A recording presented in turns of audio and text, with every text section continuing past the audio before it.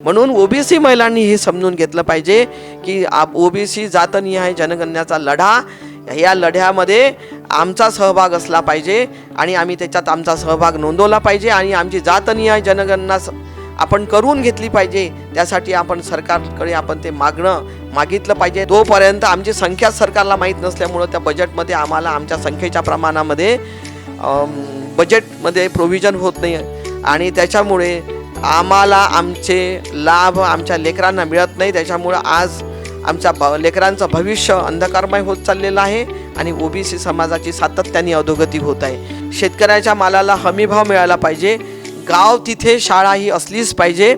नवीन शैक्षणिक धोरण रद्द करून जनमानसाच्या हिताचे सर्व गोरगरीब, वंचित, शोषित, SC ST ओबीसी आदिवासी भटके विमुक्त सर्वांना दर्जेदार उत्तम शिक्षण मिळालं पाहिजे। महिलांना 50% उमेदवारी प्रत्येक पक्षाने ही दिली पाहिजे। One nation one education one syllabus पद्धती ही शिक्षण क्षेत्रात आणली पाहिजे। तो मग SC ST असो की ओबीसी असो, मायनॉरिटी असो की ओपन असो, समस्त लोकांना तो मिळाला पाहिजे आणि तो सगळं प्रत्येक माणूस हा एक माणूस म्हणून मानव म्हणून जगला पाहिजे आणि त्या मूल्याचं म्हणजे लोकशाही मूल्य ही प्रत्येक समाजामध्ये ती रुजली पाहिजे आणि एक विश्वासार्हता, आत्मविश्वास प्रत्येक पिढी आणि ते समृद्ध होऊन प्रत्येक माणूस कोणी कोणावर निर्भर नसावा, कोणी याच्यावर अवलंबून त्याच्यावर असा नसावा, तो समृद्धपणे जगला पाहिजे। असा समाज निर्माण, असा निकोप समाज निर्माण करण्याचं काम या लोकशाही मूल्यातून होणार आहे आणि त्या सत्तेत बसलेल्या लोकांच्या माध्यमातून आपल्या कष्टाच्या टॅक्सच्या पैशातून जे आपण तिजोरीत पैसे देतो त्या पैशातून हे सगळं काम होत असतं। म्हणून या सगळ्या बाबी हे करण्याचं काम जे आहे ते प्रत्येक नागरिक ज्याला मतदानाचा अधिकार या संविधानानं दिला आहे त्यांनी तो निमूटपणे व्यवस्थितपणे बजावला पाहिजे, जागरूकपणे बजावला पाहिजे। दैनंदिन जीवनामध्ये आपण अनेक रूढी प्रथा परंपरा जोपासण्यासाठी पोथ्या वाचतो, पुराण जे काही वाचतो, जे काही गोष्टी करतो त्याच्यासोबत आपण हे पुस्तकं पण वाचली पाहिजे आणि आपण संविधान या सगळ्यांच्या विचाराचा जो काही हे आहे परिपाक आहे, सर्व परिपाक हा संविधानामध्ये बाबासाहेबांनी नंतर अधोरेखित लिहिला। सगळ्या या बाबी त्यांनी संविधानामध्ये समाविष्ट केल्या। तर हे संविधान वाचून, संविधान हा एक कायदा आहे, संविधान हे आम्हाला सुसह्य म्हणजे माणूस म्हणून जगण्यासाठी दिलेलं एक साधन आहे। संविधान आमच्या हक्क अधिकारासाठी, आमचे जे सामाजिक हक्क असो, राजकीय असो, आर्थिक असो, शैक्षणिक हक्क, त्याचं एक डॉक्युमेंट आहे आणि तो लोकशाहीचा एक उत्सव आहे। लोकशाही जोपासायची असेल तर आम्हाला आमचं संविधान पण समजून घेतलं पाहिजे, तेव्हाच खऱ्या अर्थाने या देशामध्ये लोकशाही नांदेल। समस्त भारतीयांना रमाई जयंतीच्या हार्दिक शुभेच्छा।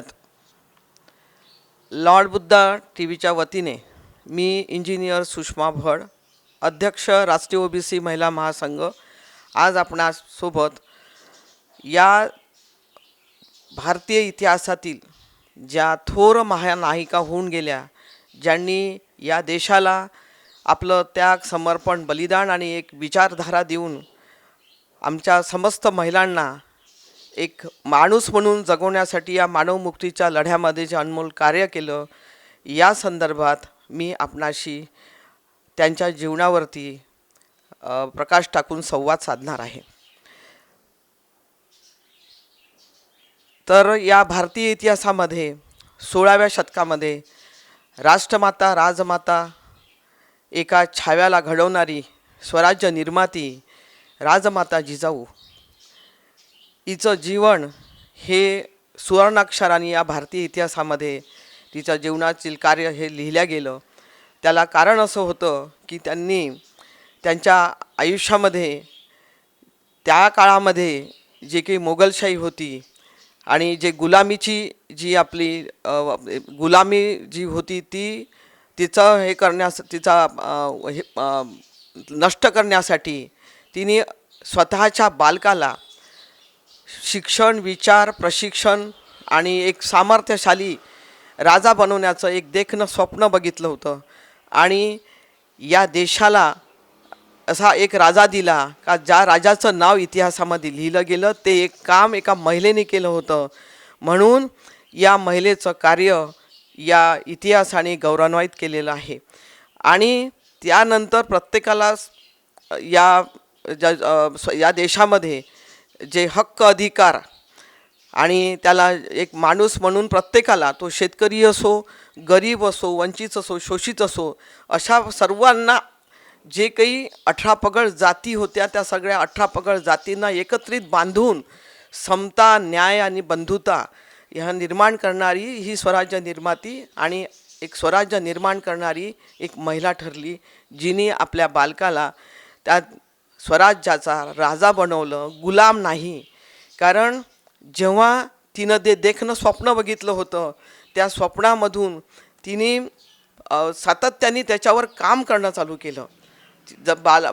बालकावरती जे काही संस्कार, विचार आणि त्याला प्रशिक्षण देऊन त्या पद्धतीनं त्याच्या डोक्यात टाकायचं असते, म्हणून त्या पद्धतीनं तिचं कार्य तिनं सुरुवात केलं.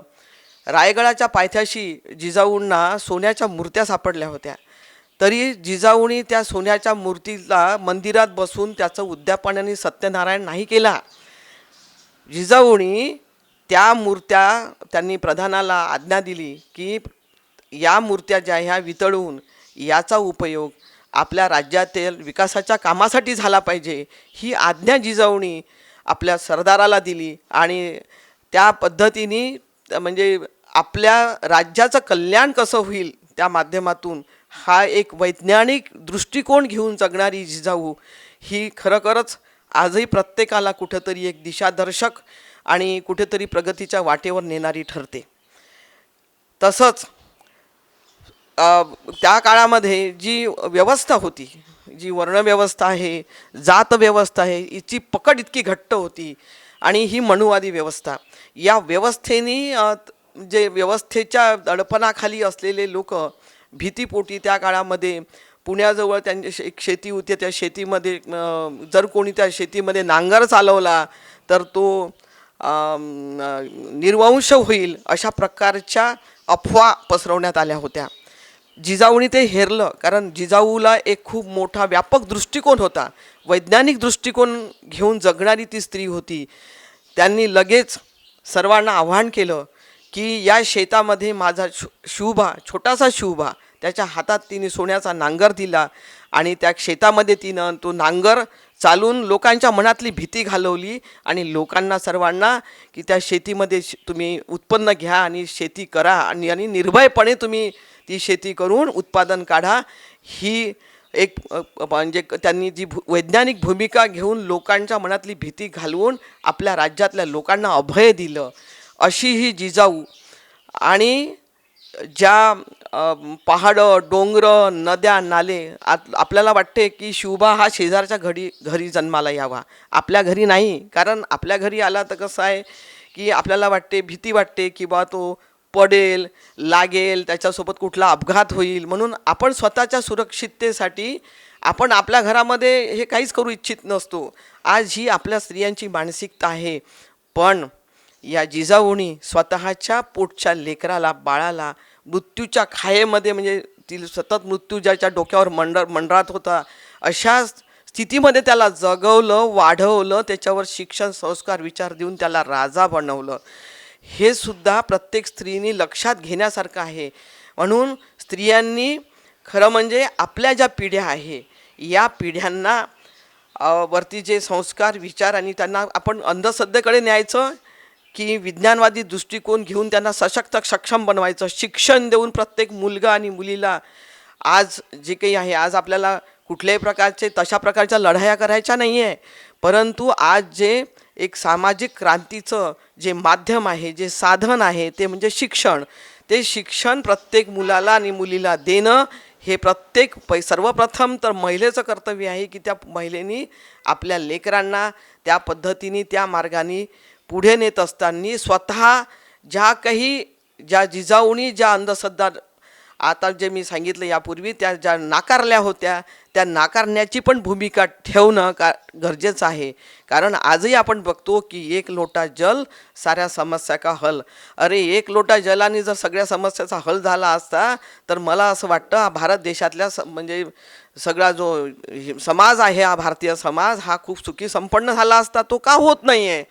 हे हल काढणारे, जल देऊन हल काढणारे, कोणत्या याच्यामध्ये स्नान करून पापाचे हे करणारे, हे जर असं जर झालं असतं तर मला असं वाटतं किंवा लक्ष्मीचे व्रत आहे, कोणत्या अजून वेगवेगळ्या प्रकारचे व्रतं, हे व्रतं करून जर आपण सुखी श्रीमंत झालो असतो तर मला असं वाटतं की आपल्याला आपला देशामधून सोन्याचा धूर निघाला असता. प्रत्येकाच्या घरी श्रीमंती दिसली असते, प्रत्येकाच्या घरी सगळ्या गोष्टी दिसल्या असत्या.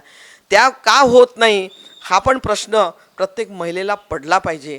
म्हणून या सगळ्या ज्या अंधश्रद्धा होत्या याच्यावरती मारा या जिजाऊंनी पण त्या काळात केला होता. 16वं शतक आणि आजचं 21वं शतक, इतका हा फरक असताना आपण इतकं त्याच्यामध्ये शिक्षणामध्ये इतके बदल झाले, इतका क्रांतिकारक म्हणजे सगळे शोध लागले आणि त्याचा सगळा उपभोग आपण घेतो. जेव्हा आपण आजारी पडतो तेव्हा आपण डॉक्टरकडे जातो. म्हणजे आपल्याला कोणता म्हणजे कुठल्या शक्तीने किंवा कोणत्या ज्या गोष्टी आहे ज्या त्या काळामध्ये हे केल्या जातो त्या साधूनी भूदूनी किंवा अजून कोणत्या उपचारांनी आपण बरं होऊ शकत नाही हे प्रत्येकाला माहीत असतं. परंतु आपल्याला डॉक्टरकडेच धाव घ्यावी लागते. कारण डॉक्टर हा वैज्ञानिक दृष्टिकोनातून त्यांना सायन्स शिकून ती कला अवगत केलेली असते.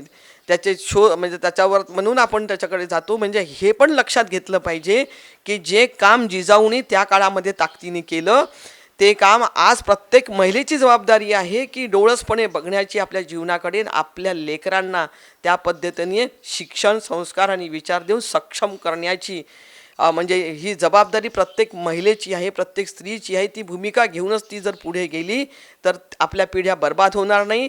आपण आपल्या पिढ्यांना योग्य तो न्याय देऊ शकू आणि त्यांना आज जे रोजगार, शिक्षण याच्यामध्ये ज्या अडथळे निर्माण झालेले आहे, आज कितीतरी मुलं शिकलेली आहे, मुली शिकलेल्या आहे, पण आज आपल्याला धड रोजगार मिळत नाही.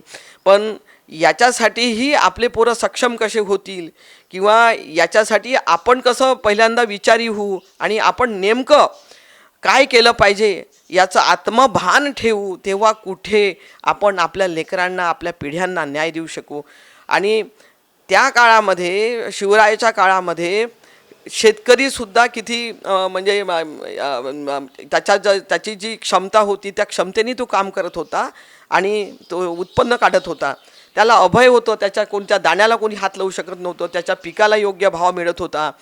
इतकं नव्हे तर तिथे कोणत्याही स्त्रीवरती अन्याय, अत्याचार म्हणजे कुठलाही कायदा नव्हता. पण ही मानसिकता म्हणजे शिवरायांची जी एक नीतिमत्ता होती, एक नीतिमान राजा होता की त्यांनी कधी कोणत्या स्त्रीवरती, कोणत्याही शोषित वंचित घटकावरती, 18 पगड जातीवरती अन्याय होऊ दिला नाही आणि त्या करणाऱ्यांना ते शिक्षा देत होते.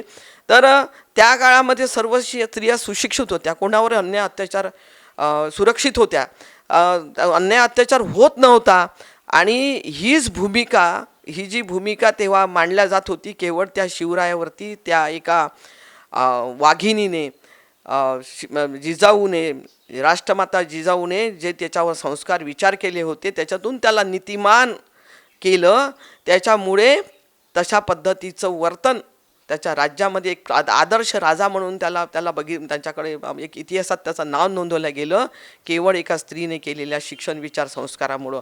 असे शिक्षण, संस्कार, विचार आज महिलांनी आपल्या मुलांना दिले आणि मुलगा आणि मुलगी दोघी समान आहे, त्यांच्यामध्ये भेद करू नये. जे काम म्हणजे किचनमधलं असो, जे कोणतं काम असेल, प्रत्येक काम जे आहे ते दोघांचंही असतं, एकट्या महिलेचं नसतं. म्हणजे आज जी आपल्याकडे जी परिस्थिती आहे अजूनही आपल्याला दुय्यम समजल्या जातं, कारण आपण आपल्या लेकरांना ते शिक्षणच दिलेलं नाही की बाबा हे काम नुसतं काही मुलीचं नाही आहे, ते तुझं पण आहे, तुला पण स्वयंपाक आला पाहिजे, तुला पण सगळ्या गोष्टी करता आल्या पाहिजे.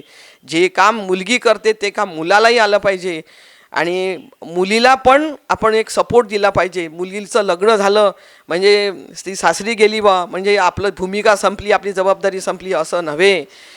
तिला शेवटपर्यंत ती जर शिक्षण घेत असेल, तिला जर चांगले कामं करत असेल, तिला सपोर्ट करत राहिलं पाहिजे आणि तिला एक सक्षम महिला आणि एक आदर्श म्हणजे या देशाची नागरिक म्हणून किंवा एक म्हणजे आपण जेवढं तिला म्हणजे पाठबळ देऊ, सपोर्ट करू तिला, सासरी जर समजा त्या गोष्टी करताना, कारण आज ही आपल्या समाजामध्ये अजूनही स्त्रीकडे बघण्याचा दृष्टिकोनच एक दुय्यम आहे, तिला दुय्यम स्थान दिलं जातं. म्हणून घराघरामध्ये आजही तीच परिस्थिती आहे.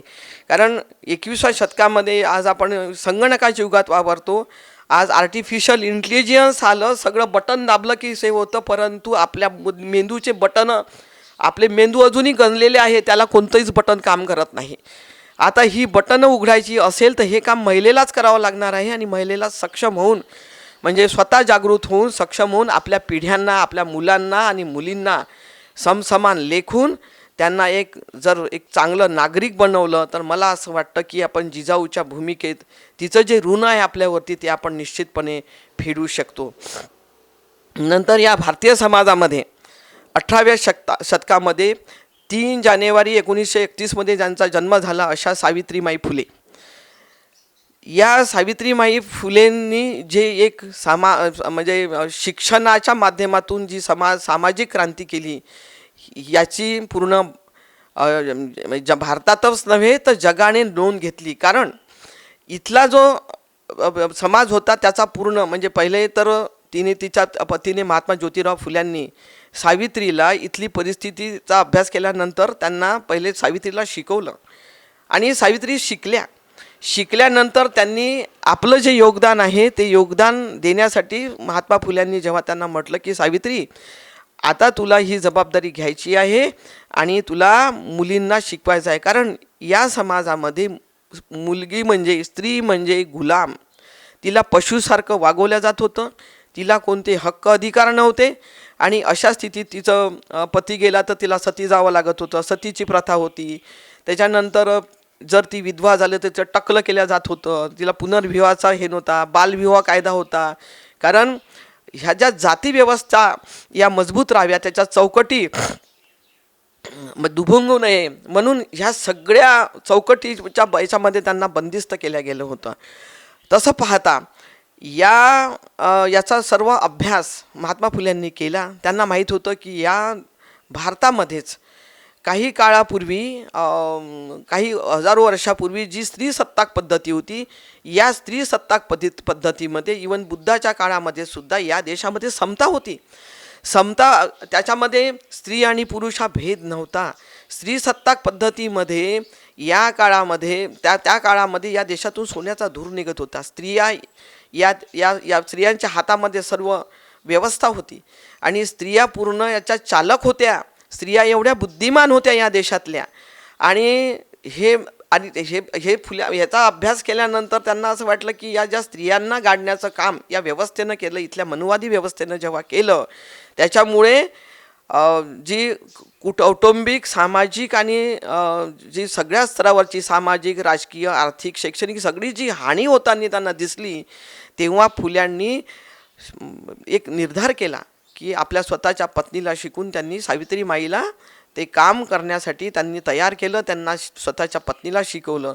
आणि जी जुनी काळामध्ये स्त्रिया ह्या संशोधक होत्या, त्यांनी शेतीचा शोध लावला, गाळापेऱ्याची शेती त्या करत होत्या. इतकंच नव्हे तर अतिशय उत्तम पद्धतीनं त्यांचं मॅनेजमेंट व्यवस्थापन होतं.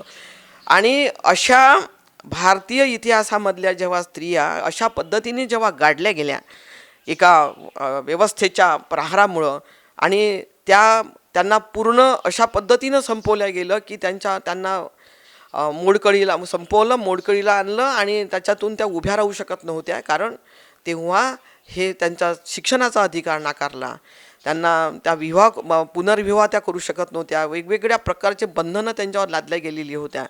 आणि अशा स्थितीत त्या अतिशय हतबल अशा स्थितीमध्ये होत्या. म्हणून त्यांना त्यातून बाहेर काढण्यासाठी शिक्षण हे एक क्रांतीचं साधन आहे, समाजक्रांतीचं, हे फुल्यांनी हेरलं. आणि म्हणून 1848 पुणा येथील भिडेवाडा येथे फुल्यांनी पहिली मुलींची शाळा सुरू केली.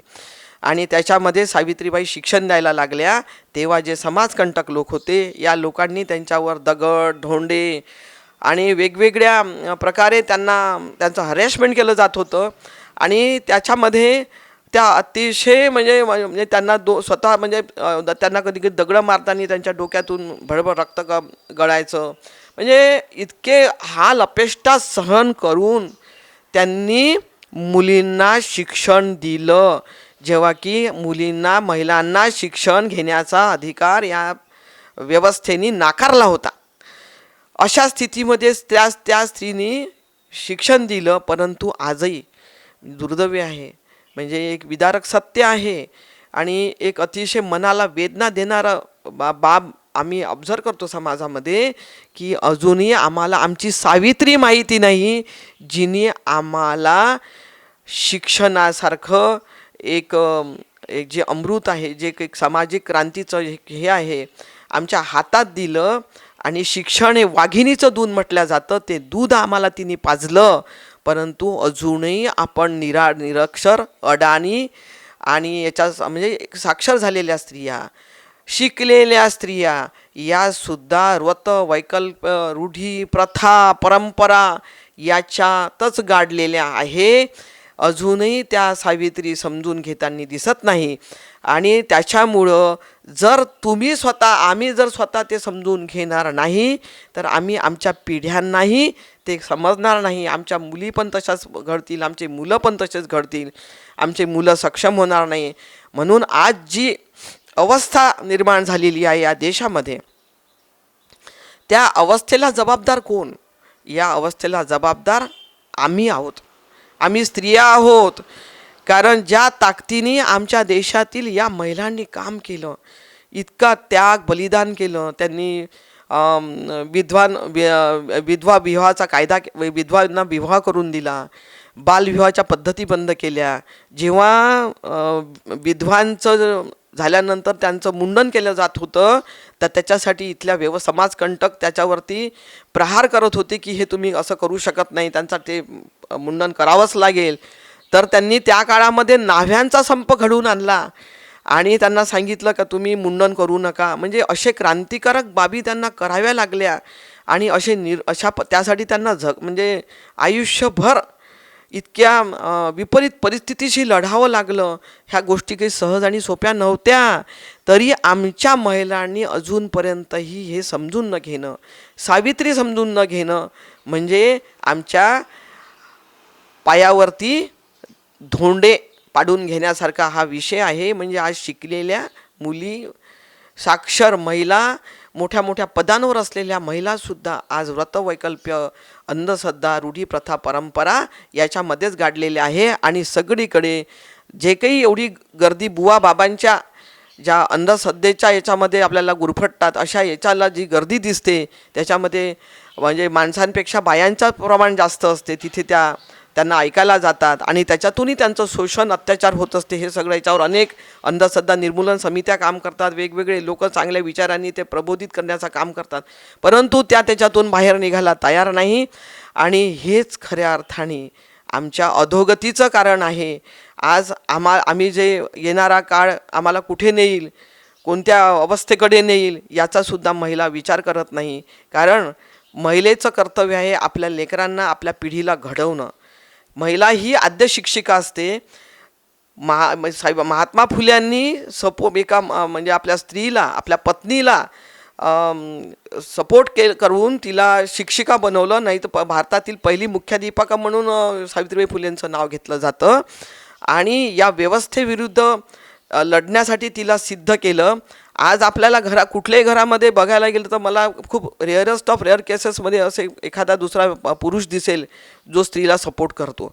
बाकी तर पुरुष हे जरी कॉन्स्टिट्यूशन आलं, जरी एवढ्या महामानवांनी काम केलं, जरी समतेचे विचार मांडले अनादी काळापासून, तरीही अजूनही घराघरामध्ये स्त्रीला दुय्यम स्थान आहे. स्त्रीला किचन सांभाळावंच लागते, तिला स्वयंपाक हा तिचा जन्मसिद्ध हक्क, तिच्यावर पूर्ण ते लेबलच लावून टाकलं आहे.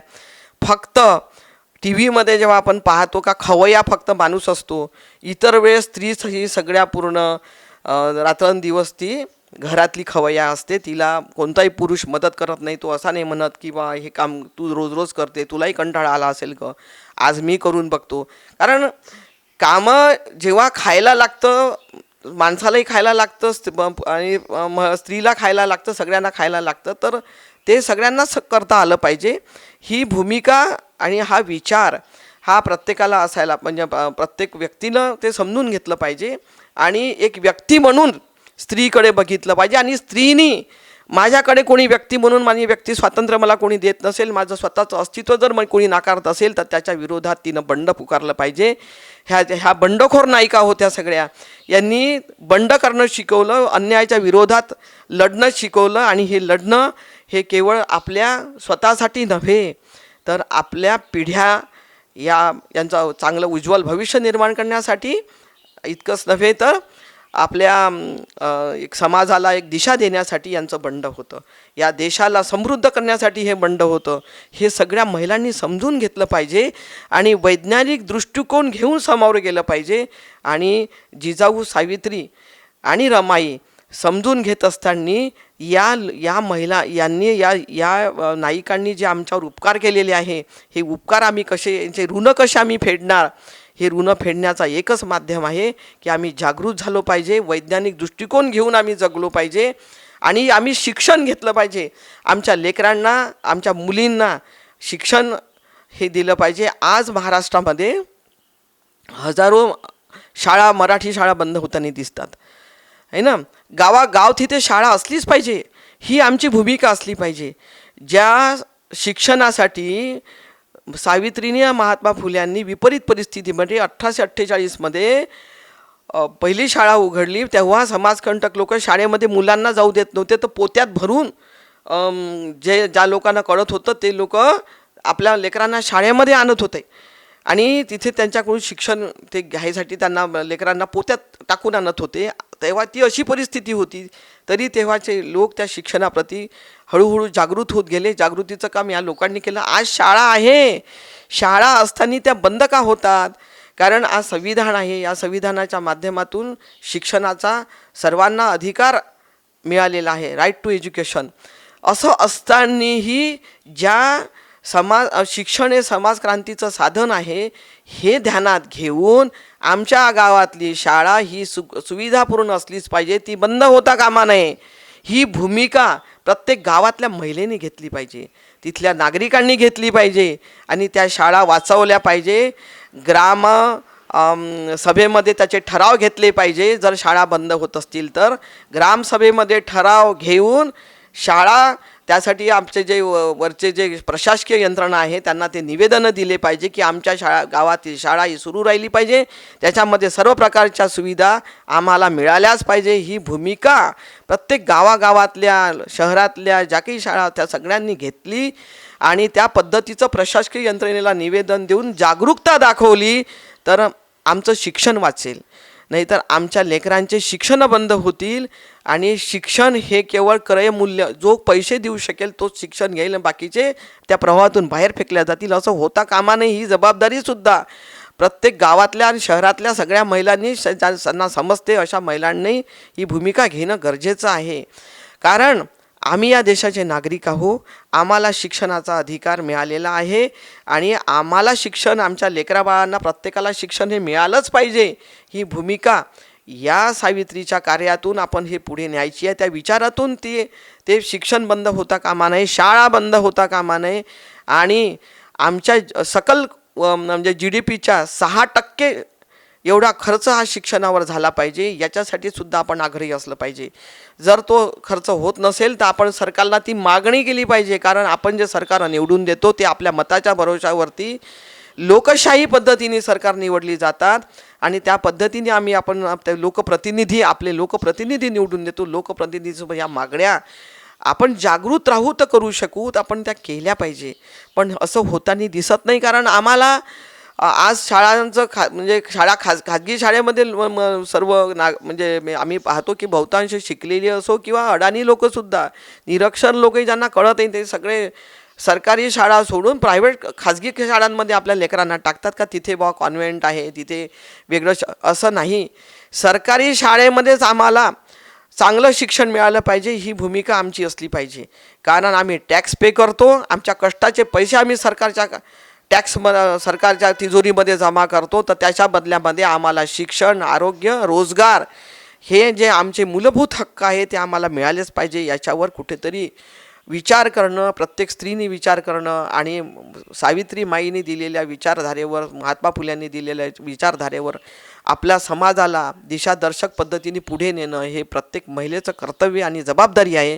ती जबाबदारी पूर्ण करण्यासाठी आणि सावित्रीचे ऋण फेडण्यासाठी आपल्याला ही जबाबदारी घ्यावी लागणार आहे. तेव्हाच आपण ते ऋण फेडू शकू. नाही तर सावित्रीने त्या काळात विपरीत परिस्थितीत शाळा उघडल्या आणि आज त्या शाळा, सुरू असलेल्या शाळा बंद होतात आहे. किती भयानक परिस्थिती आहे. म्हणजे आम्ही काय करतो आहे? आम्ही झोपलेलो आहो. आम्ही अंधश्रद्धा, रूढी, प्रथा, परंपरा, बस आम्ही भजनं, कीर्तनं आणि याच्यामध्ये ठीक आहे, तुमच्या श्रद्धा आहे, तुम्ही करा, त्याच्यावर मला काही म्हणायचं नाही आहे.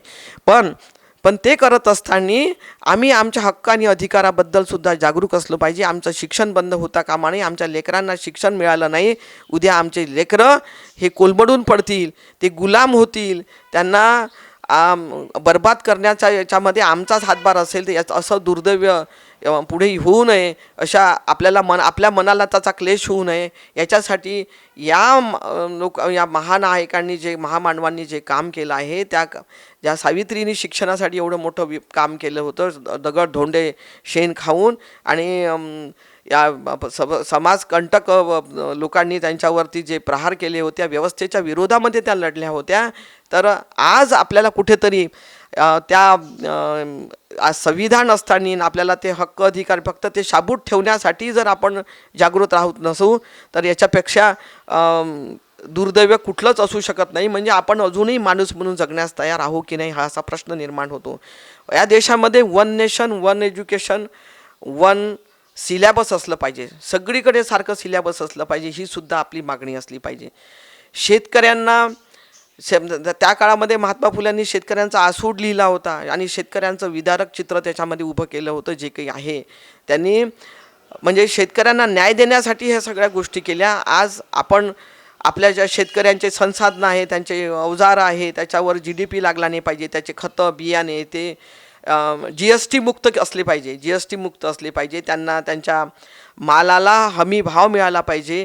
आणि हा जो कृषीप्रधान देश म्हणून मानला जातं, तर या कृषीप्रधान देशाला कुठेतरी शेतकऱ्याच्या माध्यमातून जे इथे तो सेवा देतो आणि त्याच्याबद्दल त्याला आपण जगाचा पोशिंदा म्हणतो, अशा या शेतकऱ्याला आपण कुठेतरी अजूनही त्यांना न्याय मिळाला नाही. या देशामध्ये एक साधं त्यांच्यासाठी लवाद नाही, त्यांना कोणचं त्यांच्या भावाला म्हणजे जे इतकं घाम गाळून ते उत्पन्न काढतात, त्याच्या उत्पन्नाला हमी भाव मिळत नाही, त्याच्यासाठी ते आंदोलनं करतायत. याच्यावर सुद्धा सगळ्यांनी जर ही एक चळवळ केली, तर मला असं वाटतं की या माध्यमातून आपण जागृत राहू. तर आपण प्रत्येक जे घटक आहे आपल्यासोबतचे, ज्याच्या भरोशावर आपण जगतो, ज्याच्यामुळं आपल्याला सगळं काही मिळतं, अशा सगळ्या बाबीवरती आपण विचार केला पाहिजे. आणि एक जागरूकताच्या माध्यमातून आपण एक अभियान जे आहे, जे आपले जे लोकप्रतिनिधी आहे त्यांच्यासमोर आपल्या समस्या ठेवल्या पाहिजे. पण त्या पहिल्या समस्या आपल्याला समजून घ्याव्या लागतील आणि त्या व्यवस्थित मांडाव्या लागतील. तेव्हाच आपण सावित्रीमाईचे, महात्मा फुल्यांचे आपण जे ऋण आहे ते फेडू शकू.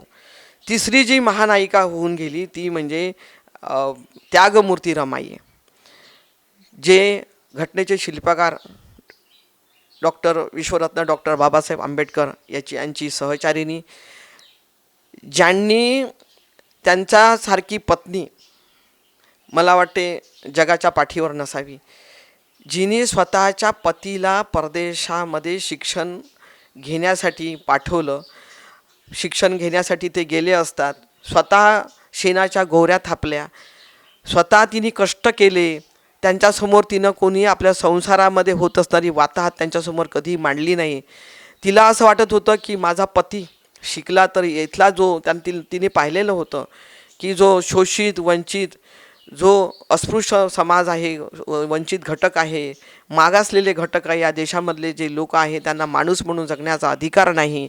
आणि माझा पती शिकला तर भविष्यामध्ये या सगळ्या घटकांना म्हणजे त्यांच्या माध्यमातून एक न्याय मिळेल आणि त्या मानवमुक्तीच्या लढ्यामध्ये त्यांचं जे योगदान आहे ते त्यांना देता येईल. त्याच्यासाठी म्हणून सतत तिने सावलीसारखी भूमिका केली. आणि त्या गोवऱ्या विकून, शेणाच्या गोवऱ्या थापून त्या विकणे, स्वतःच्या कुटुंबाची वाता 4-4 लेकरं त्यांची गेली, मरण पावली, असं असताना एवढं मोठं दुःखाचं ओझं मनावर घेऊन म्हणजे कधीही त्या डगमगल्या नाही आणि सतत त्यांनी त्या बाबासाहेबांना प्रेरित करत त्यांची एक ऊर्जा प्रेरणा म्हणून त्या जगत राहिल्या. तर जेव्हा एखादी पत्नी आपल्या पतीला जेव्हा समर्थपणे साथ देते आणि त्या पद्धतीने एका सामाजिक योद्धा म्हणून त्यांनी जे काम केलं आहे, सामाजिक न्यायाच्या भूमिका, समता, न्याय, बंधुता आणि सामाजिक न्यायाच्या भूमिका बजावण्यासाठी आणि संविधानाचा घटनेचा शिल्पकार म्हणजे एवढी जे जगामध्ये त्याला एक वेगळं स्थान आहे या देशातल्या संविधानाला.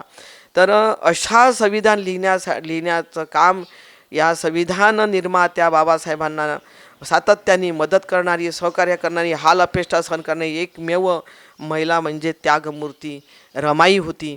आणि या रमाई जर नसती तर कदाचित ते संविधान लिहिलं गेलं नसतं. आज जे आपल्याला जे सगळे पूर्ण हक्क अधिकार मिळतात, आपण गोष्टी करतो आणि खूप आपण यानं आनंदाने जगतो आहोत, त्याच्या मागे रमाईचा खूप मोठा सिंहाचा वाटा आहे. हे आपण समजून घेतलं पाहिजे. म्हणून प्रत्येक स्त्रीचं या देशातल्या या महानायिकेचं किती एक अलौकिक महत्त्व होतं, किती अलौकिक योगदान होतं, हे प्रत्येक स्त्रीने समजून घेतलं पाहिजे.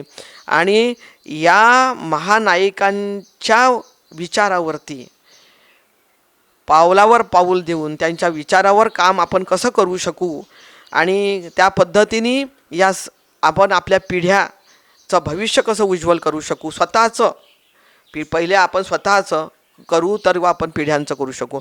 पहिले स्वतःचं शिक्षण आहे, आपल्या लेकरांचं शिक्षण आहे किंवा आपण बाकीच्या सामाजिक, आर्थिक, राजकीय, शैक्षणिक सगळ्या ज्या बाबी आहे याच्यावर कसं आपण हे करू शकू, याच्यासाठी प्रत्येक स्त्रीला आपला खारूचा वाटा द्यायचा आहे. स्त्रियांचं बरेचदा रडणं असतं, म्हणणं असतं की मला वेळच मिळत नाही.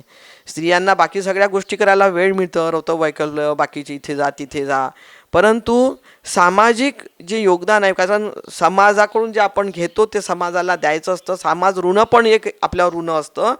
हे ऋण फेडणं सुद्धा प्रत्येकच नागरिकाचं, प्रत्येक इथल्या व्यक्तीचं कर्तव्य आहे आणि स्त्रीचं तर सर्वात मोठं कर्तव्य आहे.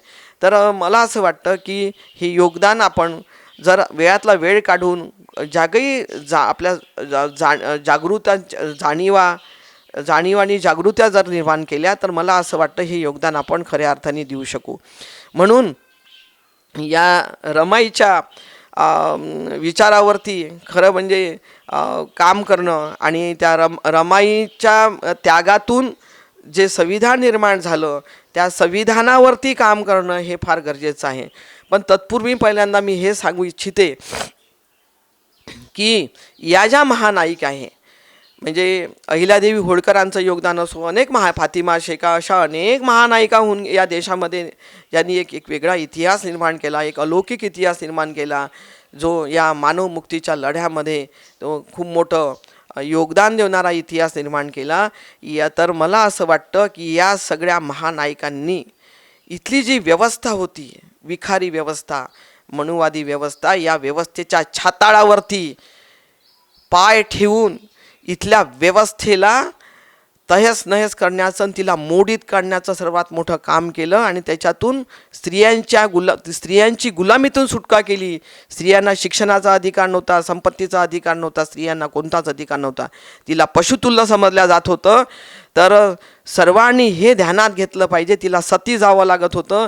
सगळ्यांनी हे ध्यानात घेतलं पाहिजे सगळ्यात प्रथम की या व्यवस्थेच्या छाताळावर ती म्हणजे उभं राहून त्याचं पोस्टमार्टम करणे आणि त्या व्यवस्थेला नष्ट करण्यासाठी आपलं योगदान देणे ही साधी घटना, साध्या बाबी नाही आहे. या बाबी ज्या महिलांनी केल्या, या जिजाऊ, रमाई, सावित्री अशा अनेक महिलांनी रणरागिणींनी केलेले आहे. त्याचा जो इतिहास आपण वाचला पाहिजे, त्यांची पुस्तकं आपण वाचली पाहिजे. आणि हे आपण जसं आता आपल्या याच्यामध्ये दैनंदिन जीवनामध्ये आपण अनेक रूढी, प्रथा, परंपरा जोपासण्यासाठी पोथ्या वाचतो, पुराण जे काही वाचतो, जे काही गोष्टी करतो, त्याच्यासोबत आपण हे पुस्तकं पण वाचली पाहिजे. आणि आपण संविधान या सगळ्यांच्या विचाराचा जो काही हे आहे परिपाक आहे. सर्व परिपाक हा संविधानामध्ये बाबासाहेबांनी नंतर अधोरेखित लिहिला. सगळ्या या बाबी त्यांनी संविधानामध्ये समाविष्ट केल्या.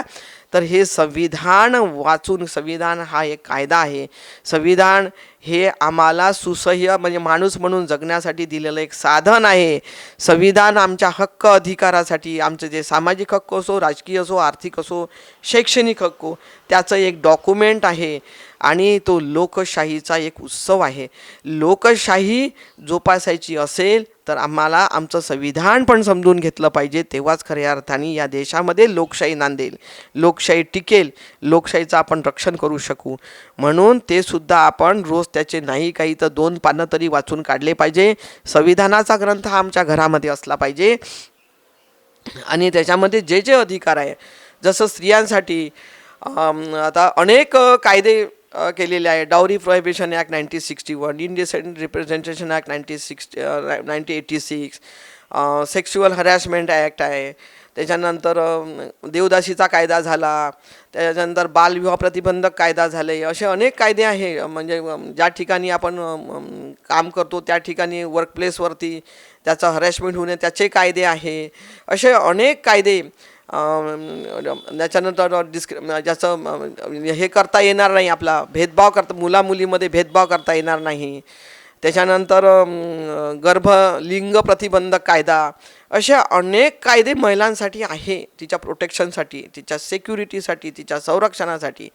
परंतु कौटुंबिक हिंसाचाराचा 2005चा कायदा आहे.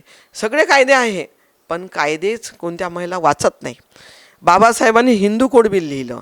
हिंदू कोड बिलामध्ये त्यांना संपूर्ण महिला त्यांचं पण जे एक ध्येय होतं, ते त्यांचं ध्येय हेच होतं की महिलांना सक्षम करणे. कारण या देशामध्ये 50% महिला, 50% पुरुष आहे तर 50% महिला आहे. या 50% महिला या देशाची ताकद आहे, समाजाची, कुटुंबाची ताकद आहे. ही ताकद जी गुलामीमध्ये अडकवल्यामुळे तिची जी मानसिकता बधीर झालेली आहे, ती विकलांग झालेली आहे. म्हणून या महिलांना जर जोपर्यंत आपण सक्षम करणार नाही तोपर्यंत हा समाज म्हणजे जोपर्यंत त्यांचं म्हणणं होतं, जोपर्यंत ज्या घरातली महिला म्हणजे सुशिक्षित होते, शिक्षण घेते, तेच कुटुंब आणि तोच समाज प्रगती करतो, हे बाबासाहेबांचं स्टेटमेंट होतं. जोपर्यंत यांना आपण शिक्षण देणार नाही, यांना जागृत करणार नाही, तर त्यासाठी म्हणून बाबासाहेबांचं जे हिंदू कोड बिल आहे, हिंदू कोड बिलच्या माध्यमातून त्यांनी महिलांचे समस्त अधिकार म्हणजे तुम्हाला ॲडॉप्शनचा अधिकार आहे, डिवोर्सचा अधिकार आहे, संपत्तीचा अधिकार आहे, सर्व प्रकारचे अधिकार, सामाजिक, आर्थिक, राजकीय, हे सगळ्या प्रकारचे, शैक्षणिक, हे सर्व अधिकार बाबासाहेबांनी हे हिंदू कोड बिलातून आणि बाकी संविधान लिहून आम्हाला दिलेले आहे. परंतु आम्हाला ते कधी समजलेच नाही, आम्ही कधी समजून घेतले नाही. आजही आम्ही आमच्या घरामध्ये एखाद्या याच्यासारखं राहतो की आम्ही काहीतरी गुलाम आहोत, आम्हाला काही स्थान नाही बा. म्हणजे आज आम्ही सकाळपासून घरामध्ये काम करतात महिला जवळपास पूर्ण सकाळपासून रात्रीपर्यंत काम करतात. त्यांची पहिली शिफ्ट असते किचनमध्ये काम झालं की ती म्हणजे शिकलेली महिला असेल, नोकरी करत असेल किंवा काम करणारी असेल तर ती कामावर जाते, म्हणजे तिची दुसरी शिफ्ट चालू होते. त्याच्यानंतर पुन्हा घरी आली की तिची तिसरी शिफ्ट चालू होते, पुन्हा ती किचनमध्ये जाते. म्हणजे या सर्व शिफ्टमध्ये महिला काम करतात. तर मला सांगा की आम्ही ज्या महिला या सर्व शिफ्टमध्ये काम करतात, जेव्हा आम्ही किचनमध्ये काम करतो त्याचा आम्हाला कोणता पगार मिळतो, कोणतं मूल्य मिळतं? आम्हाचं मूल्य काही नाही, कारण आम्हाला आमचं मूल्यच समजलं नाही कधी.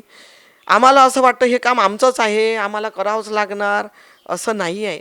आम्ही जेव्हा आमच्या मूल्यासाठी कुठेतरी समोरच्या लोकांना सांगू की हे आम्ही काम करतो, याचं मूल्य, त्याचं अवमूल्यन तुम्ही करू नका, त्याचं पण आम्हाला मूल्य मिळालं पाहिजे. आम्हाला हे म्हणावं लागेल. म्हणजे याचा अर्थ हा नाही की आम्हाला म्हणजे एखाद्या वेळेस कोणाचे असे गैरसमज होऊ शकतात की बा हे काय बा आम्हाला असे हे करून आम्हाला काही आमच्या घरामध्ये की वाद निर्माण करणार का.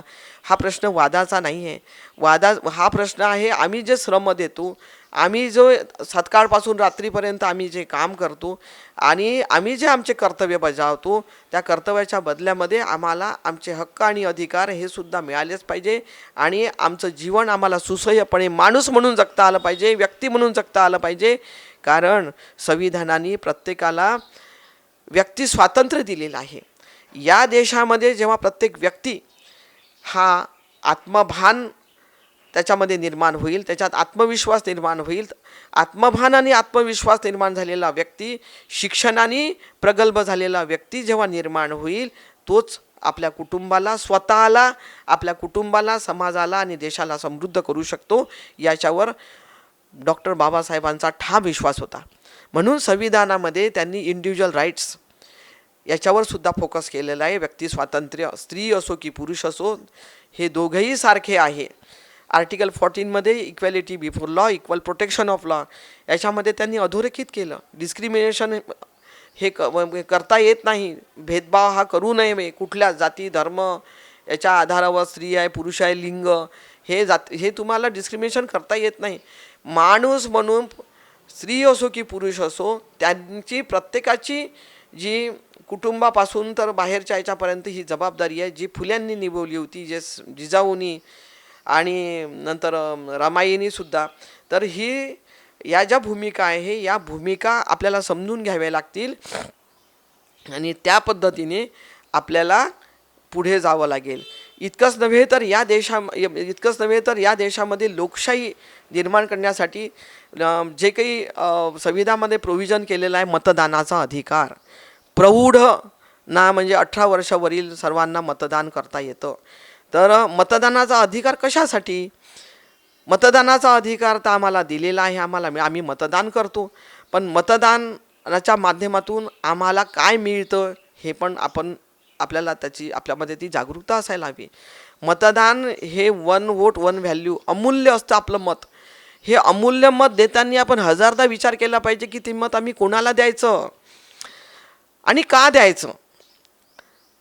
तर मतदानाच्या माध्यमातून जे व्यक्ती, लोकप्रतिनिधी आपण पाठवतो, जे जर संविधानिक विचाराची, संविधानिक मूल्य, आमच्या महामानवाच्या विचाराला जोपासणारे आणि आमच्या कल्याणकारी कामासाठी म्हणजे कल्याणकारी विचारासाठी, जसं शिवरायासारख्या राजा होऊन गेला की जो कल्याणकारी विचार करत होता, म्हणून त्याच्या राज्यामध्ये सर्वजण अभयपणे जगत होते, त्यांच्यात भयमुक्त होते सगळे, 18 पगड जाती सगळे, म्हणजे समता, न्याय, बंधुता, सामाजिक न्याय या सगळ्या गोष्टीचा विचार करणाऱ्या लोकप्रतिनिधींना आपण निवडून दिलं पाहिजे. संविधानिक मूल्य जोपासणाऱ्या लोकांना आपण निवडून दिलं पाहिजे, जेणेकरून जेव्हा ते सत्तेत जातील, सत्तेतून जे ध्येय धोरणं ठरतील, त्या ध्येय धोरणाच्या माध्यमातून ज्या काही योजना निर्गमित केल्या जातात, त्या योजनाच्या माध्यमातून जो समाजाला लाभ मिळतो, तो लाभ हा तळागाळापर्यंत वेशीबाहेरच्या कुसाबाहेरच्या लोकांना सुद्धा प्रत्येकाला मिळाला पाहिजे. तो मग SC ST असो की OBC असो, मायनॉरिटी असो की ओपन असतो, समस्त लोकांना तो मिळाला पाहिजे. आणि तो सगळं प्रत्येक माणूस हा एक माणूस म्हणून मानव म्हणून जगला पाहिजे. आणि त्या मूल्याचं म्हणजे लोकशाही मूल्य ही प्रत्येक समाजामध्ये ती रुजली पाहिजे आणि एक विश्वासार्हता, आत्मविश्वास प्रत्येक पिढी, आणि ते समृद्ध होऊन प्रत्येक माणूस कोणावर निर्भर नसावा, कोणी याच्यावर अवलंबून त्याच्यावर असा नसावा, तो समृद्धपणे जगला पाहिजे. असा निकोप समाज निर्माण करण्याचं काम या लोकशाही मूल्यातून होणार आहे. आणि त्या सत्तेत बसलेल्या लोकांच्या माध्यमातून आपल्या कष्टाच्या टॅक्सच्या पैशातून जे आपण तिजोरीत पैसे देतो, त्या पैशातून हे सगळं काम होत असतं. म्हणून या सगळ्या बाबी हे करण्याचं काम जे आहे ते प्रत्येक नागरिक, ज्याला मतदानाचा अधिकार या संविधानानं दिला आहे, त्यांनी तो निमूटपणे, व्यवस्थितपणे बजावला पाहिजे, जागृतपणे बजावला पाहिजे. ही सुद्धा भूमिका घेण्यासाठी महिलांनीसुद्धा याचा जागर केला पाहिजे. गावागावामधल्या महिलांनी, शहरातल्या महिलांनी, ज्यांना कोणाला समजतं त्यांनी हे संविधान आपल्या शाळांमध्ये ज्या शिक्षिका असतात ते वाचलं पाहिजे आणि आपल्या लेकरांना, आपल्या गावातल्या लोकांना, आपल्या अवतीभोवतीच्या कुटुंबाला याला त्याला सांगून एक संविधानाविषयी एक संविधानमय वातावरण निर्माण केलं पाहिजे आणि प्रत्येकाला ती मूल्य कशी त्यांच्यापर्यंत पोचतील याच्यासाठी सुद्धा आपल्याला सातत्याने काम करायचं आहे. हेच खऱ्या अर्थाने आपण रमाईचे जे ऋण आहे त्या माध्यमातून फेडू शकू. आणि विशेष करून मला हे म्हणायचं आहे की OBC महिला ज्या आहेत या देशामध्ये OBCची संख्या जवळपास 60% आहे. त्याच्यामध्ये OBC महिला ह्या त्यांच्या म्हणजे जवळपास या OBC महिलांच्या मतांवरती सत्ताधारी सत्तेत बसतात आणि सत्ता हे निर्माण करण्याचं काम आणि सत्ता उलथून टाकण्याचं काम या मतांमध्ये असते. तर या OBC महिलांचा त्याच्या सिंहाचा वाटा आहे. म्हणून जातीगत जनगणना आहे ती जनगणना, कारण आपल्या देशामध्ये OBCची जातनिहाय जनगणनाच केल्या जात नाही. आता कुठे काही राज्यांमध्ये ते जनगणना होत आहे. तर त्याच्या वास्तविक जातनिहाय जनगणना हा तुमच्या विकासाचा एक्सरे आहे, हा सामाजिक एक्सरे आहे. तर या जोपर्यंत इथे गाई ढोरं वासरं गुराढोरांची कुत्र्या मांजराची जनगणना होते त्याला मोजल्या जाते, पण आमच्या OBC लोकांची जनगणना होत नाही. जेव्हा OBCमध्ये जवळपास 400 म्हणजे कितीतरी हजारो जाती समाविष्ट आहे भारतामध्ये आणि महाराष्ट्रामध्ये, पण या सगळ्या समूह म्हणजे OBC. तर या OBCची जनगणना न झाल्यामुळे बजेटमध्ये प्रोव्हिजन होत नाही, म्हणून त्याच्या विकासाला खीळ बसलेली आहे. इव्हन प्रत्येक गोष्ट त्याचं सामाजिक आर्थिक शैक्षणिक राजकीय सगळं नुकसान झालेलं आहे. म्हणून OBC महिलांनी हे समजून घेतलं पाहिजे की OBC जातनिहाय जनगणनेचा लढा, या लढ्यामध्ये आमचा सहभाग असला पाहिजे आणि आम्ही त्याच्यात आमचा सहभाग नोंदवला पाहिजे आणि आमची जातनिहाय जनगणना आपण करून घेतली पाहिजे. त्यासाठी आपण सरकारकडे आपण ते मागितलं पाहिजे आणि त्या लढ्यामध्ये त्या चळवळीमध्ये सगळ्या OBC महिलांनी आपला सहभाग नोंदवून सरकारला आपली ताकद दाखवली पाहिजे. जेव्हा आम्ही आमच्या जातनिहाय जनगणनेसाठी आम्ही लढू आणि आम्ही ती करून घेऊ, त्या दिवशीच खऱ्या अर्थाने OBCच्या म्हणजे OBCच्या समाजाचा विकास होईल. तोपर्यंत विकास होणं शक्य नाही, कारण तोपर्यंत आमची संख्या सरकारला माहीत नसल्यामुळं त्या बजेटमध्ये आम्हाला आमच्या संख्येच्या प्रमाणामध्ये बजेटमध्ये प्रोव्हिजन होत नाही आणि त्याच्यामुळे आम्हाला आमचे लाभ आमच्या लेकरांना मिळत नाही. त्याच्यामुळं आज आमच्या लेकरांचं भविष्य अंधकारमय होत चाललेलं आहे आणि OBC समाजाची सातत्याने अधोगती होत आहे. म्हणून याच्यासाठी सुद्धा सगळ्यांना म्हणजे म्हणजे आपल्याला जागरूक व्हायचं आहे आणि लढायचं आहे आणि त्या पद्धतीने आपल्याला ह्या ज्या सामाजिक जे ऋण आहे ते फेडायचं आहे. म्हणून संविधानाचा जागर करणे आणि हक्क अधिकार समजून घेणे आणि हा जो लढा आहे हा आपल्या मानवमुक्तीच्या लढ्यासाठी ज्या महामानवांनी काम केलेलं आहे त्याच्यावरती त्यांच्या विचारावरती कार्य करणं, त्यांचे पुस्तकं वाचणं, ते वाचून आपण स्वतः प्रबुद्ध होणे आणि आपल्या लेकराबाळांना आपल्या कुटुंबाला समाजाला देशाला समृद्ध करणे जागृत करणे ही सुद्धा फार मोठं कर्तव्य आहे, फार मोठी जबाबदारी आहे. हे आव्हान आहे आपल्यापुढे. हे आव्हान आपण सर्व महिलांनी समजून घ्यावं आणि रमाई जयंतीच्या पर्वावरती मला असं वाटतं की या माध्यमातून आपण कुठेतरी हे जे योगदान या महानायकांनी महामानवांनी दिलेलं आहे तो विचार जर खरोखर आपण आत्मसात केला आणि त्याच्यावर थोडं खारूचा वाटा म्हणून सुद्धा कार्य केलं तर मला वाटतं की येणाऱ्या काळामध्ये आपण आपल्या एक ज्या सामाजिक न्यायाच्या माध्यमातून किंवा समता न्याय बंधुता आणि संविधानिक मूल्यांची जोपासना करून संविधानाचा जागर करून ज्या बाबी आहे त्या बाबी आपण करू शकू आणि त्या माध्यमातून आपण स्वतःला आपल्या पिढ्यांना समाजाला देशाला समृद्ध करू शकू असा मला विश्वास वाटतो. आणि मला खऱ्या अर्थाने याच्यामध्ये जे काही आपलं म्हणायचं होतं ते म्हणजे की नेमकं आपल्यासोबत जे काही बाबी होत आहे त्यासाठी आपण कुठल्या बाबीवरती हे केलं पाहिजे. खरं म्हणजे आज आपल्याला याच्या माध्यमातून एकतर खरं म्हणजे आपण एक शासनकर्ती जमात बनलो पाहिजे आणि आपल्या विचाराचे लोकप्रतिनिधी आपण याच्यामध्ये पाठवले पाहिजे. त्याच्यानंतर या देशामध्ये जे होत आहे की भांडवलदारांना इथे त्यांचे कर्ज माफ केले जातात आणि आपले जे शेतकरी आहे, आपण पाहतो की आज युवकांच्या पण आत्महत्येचं प्रमाण वाढलेलं आहे, तर यांना आत्महत्या कराव्या लागतात. हे सुद्धा आपण म्हणजे हे टाळण्यासाठी सुद्धा आपण जागरूक असलो पाहिजे की हे होऊ नये आपल्या समाजातल्या लोकांसोबत. म्हणून याच्यासाठी सुद्धा आपल्याला काम करावं लागेल. त्याच्यानंतर सर्वांना समान शिक्षण व शिक्षणाचे व आरोग्य सुविधांचे राष्ट्रीयकरण हे झाले पाहिजे.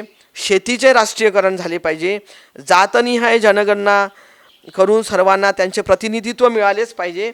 शेतकऱ्यांना बिनव्याजी पतपुरवठा याला पाहिजे. खते, बियाणे, शेतीचे अवजारे, संसाधने जे आहे याच्यावर हे GST मुक्त असले पाहिजे. त्याच्यानंतर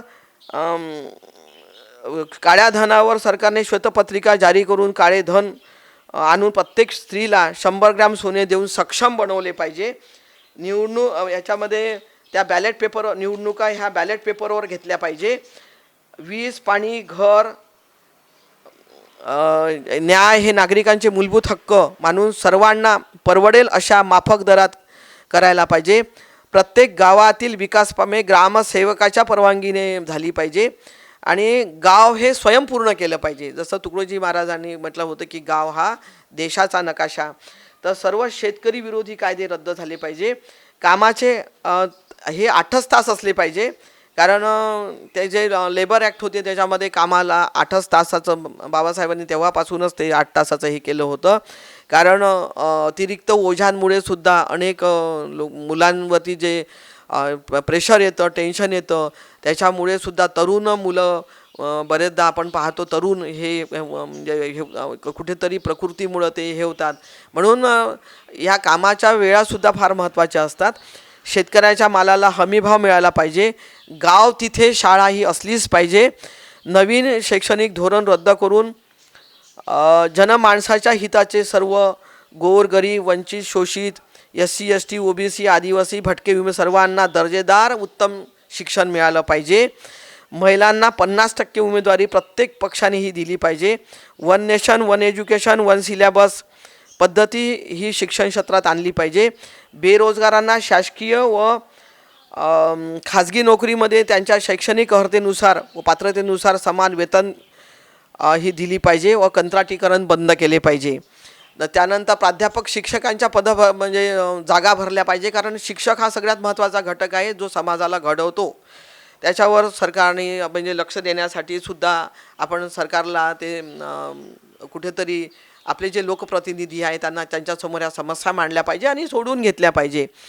एकीकडे ज्या काही योजना आहे महागाई वाढलेली आहे आणि दुसरीकडे ज्या योजनांचा भडीमार होतो त्या कुठंतरी त्याचं हे व्हायला पाहिजे, किंवा महागाईच वाढवली नाही तर त्या योजनांची गरज भासत नाही. म्हणून त्या पद्धतीचं त्याचं नियोजन असायला पाहिजे. पर्यावरण व प्रदूषण याकडे गंभीरतेने लक्ष देऊन नागरिकांना दुर्धर आजारापासून वाचवले पाहिजे आणि अवाजवी सिमेंटीकरण थांबून निसर्गाचे संरक्षण, जीवसृष्टीचे संरक्षण व मानवाला निर्माण झालेले धोके टाळण्यासाठी उपाययोजना झाल्या पाहिजे आणि माणूस या निसर्गामध्ये निसर्गरम्य वातावरणातच जगला पाहिजे. या अनुषंगाने सुद्धा तो सुद्धा आमचा राईट आहे, तो सुद्धा संविधानामध्ये नमूद आहे, इन्क्ल्यूड आहे. म्हणून त्याच्यावर सुद्धा आपल्याला विचार करण्याची गरज आहे आणि हे महिलांना हे करावं लागणार आहे. तर ह्या सगळ्या ज्या बाबी आहे आणि तसंच जे लोकशाही आणि संविधानिक हक्क त्यासाठी निष्ठा बाळगून जनतेला त्यांचे संविधानिक हक्क मिळावे यासाठी जे कोणी प्रामाणिक व्यक्ती असतील त्यांना आपण हेरलं पाहिजे आणि त्यांना आपण आपल्या याच्यामध्ये कुठेतरी एक आपण जर त्यांना एक हे दिलं, आपल्या अमूल्य मतातून निवडून दिले, तर अशाच लोकांना मतदान करून आपण आपलं हक्कादी अधिकाराचं संरक्षण करू शकतो. खूप मोठं आपल्याजवळ दिलेलं म्हणजे 1 वोट 1 व्हॅल्यू. तर हे जे आहे अमूल्य मत जे आहे ते देऊन आपण हे सगळं करू शकतो. हे महिलांनी ध्यानात घेतलं पाहिजे. म्हणून मत देताना विचार विनिमय करा, एकमेकांशी करा, चांगल्या लोकांना विचारा आणि त्या पद्धतीनं ही लोकशाहीचं जे आपल्याला आपल्या देशामध्ये ही जी म्हणजे लोकशाही ही सर्वात मिळालेलं एक फार मोठं आपल्याला आपल्या जगण्याचं एक हे आहे. तर त्या लोकशाहीला टिकवणं आणि लोकशाहीला प्रगल्भ करणं आणि लोकशाही वाचवणं आणि आपण आपण जे गुलामीत होतो गुलामीतून बाहेर काढण्यासाठी ज्या महामानवांनी प्रयत्न केले की आपण गुलामीत जाऊ नये म्हणून हे जे कर्तव्य आहे या कर्तव्यासाठी झटत राहणं आपल्या खारूचा वाटा आणि योगदान देणं हे समस्त नागरिकांचे महिलांचे युवकांचे युवतींचे सगळ्यांचं खऱ्या अर्थाने एक कर्तव्य आहे. ते कर्तव्य एक राष्ट्रीय कर्तव्य आहे.